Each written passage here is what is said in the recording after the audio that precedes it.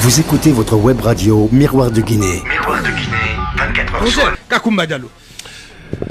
Je pense que, à supposer que le Mali ait décidé d'appliquer des sanctions décidées par la CEDEAO contre la Guinée, quel est l'aspect sur lequel le Mali est important?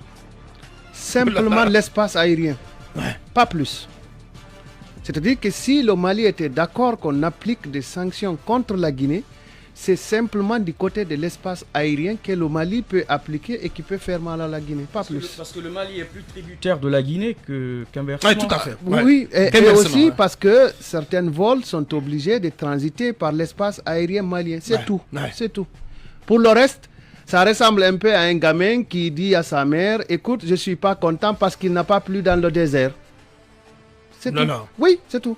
Moi, je pense que c'est un soutien qui n'apportera absolument rien de... Non, mais au plan diplomatique et au plan politique, ça a du sens à Koumba. Ne mettez pas votre piment dans ma bouche. Bien. Sur le plan pratique, c'est un soutien qui va plutôt fatiguer la Guinée. Pas plus. Dans quel sens? Parce que on va estimer que la Guinée brave la CEDEAO parce qu'elle imite le Mali, premièrement. Deuxièmement, on va estimer que les deux colonels qui dirigent la Guinée et le Mali se concertent pour braver la diplomatie internationale. Parce que si le Mali est incontrôlable du point de vue géographique, et vous ne me direz pas que le régime de Bamako contrôle tout le nord. Alors, pas du tout. Alors, les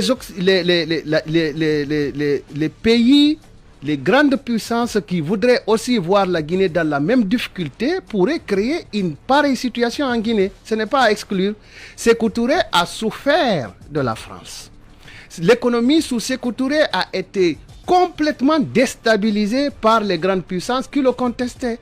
Moi, j'ai lu La Piscine qui raconte même le fait qu'on ait introduit de la fausse monnaie en Guinée. Alors, il faut faire très attention en matière de diplomatie. Quiconque n'avance pas, il recule. Non, mais tu as finalement réussi à me convaincre. Abaka, un petit mot. Bien, Mohamed, oui, allez. Mohamed, tu dors, on ne dort pas en classe, Mohamed. Je dors pas, Il n'a pas dormi. Qu'est-ce qui se passe ce matin? Je dors pas du tout. Non, Tu as passé la nuit. le moteur n'est pas allumé. Abaka, l'association des pauvres, c'est la misère.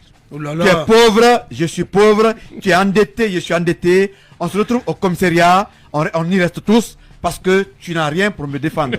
C'est ce qui se passe entre la Guinée. Moi, j'aurais voulu que Salif Keita et compagnie, puisqu'ils sont écoutés, puissent aider le Mali quand même à contrôler tout son territoire. Vous n'avez pas tout votre territoire. Vous voulez aller vers d'autres conquêtes. Mais c'est quelle affaire ça? Soyons réalistes. Le Mali, l'État malien ne contrôle pas son territoire.